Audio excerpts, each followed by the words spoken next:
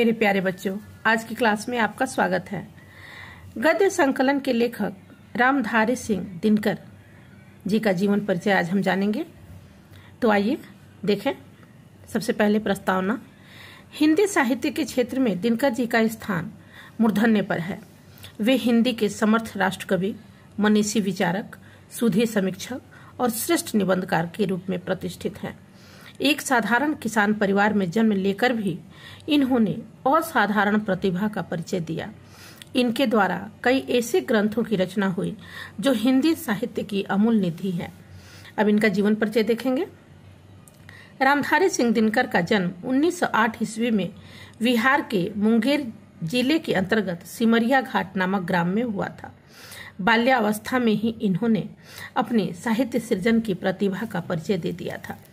जब वे मिडिल कक्षा में पढ़ते थे तभी उन्होंने वीरबाला नामक काव्य लिख लिया था।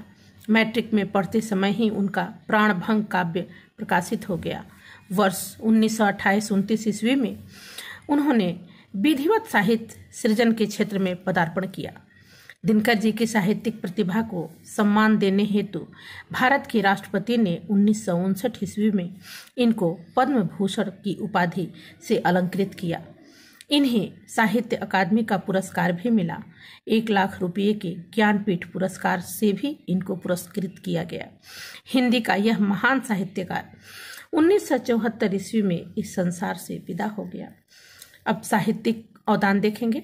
रामधारी सिंह दिनकर ने एक कवि के रूप में अपेक्षाकृत अधिक ख्याति प्राप्त की, परंतु उनका गद्य और पद्य भी विभिन्न विधाओं पर समान अधिकार था।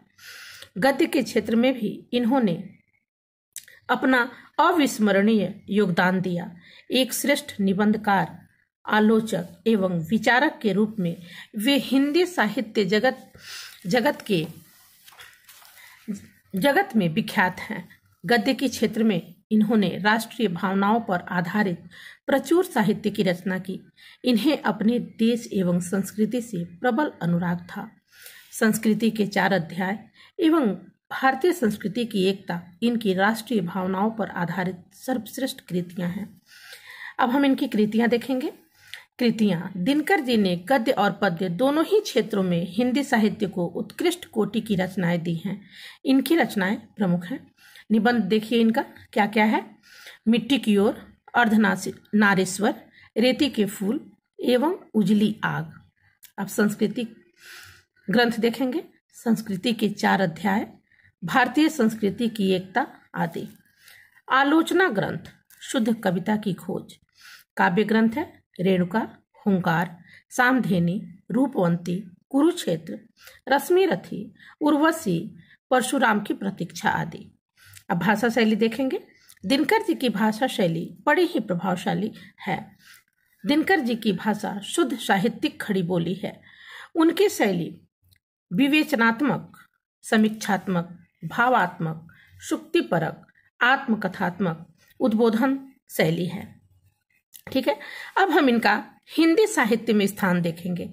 दिनकर जी समर्थ कवि ही नहीं, उत्कृष्ट गद्यकार भी थे।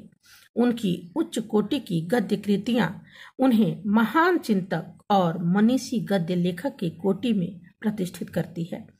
सरस्वती के इस अमर साधक ने अपने देश के प्रति असीम राष्ट्रीय भावना का परिचय दिया। राष्ट्रीय भावनाओं पर आधारित इनका साहित्य भारतीय साहित्य की अनमोल धरोहर है। इनकी गणना विश्व के महान साहित्यकारों में होती है।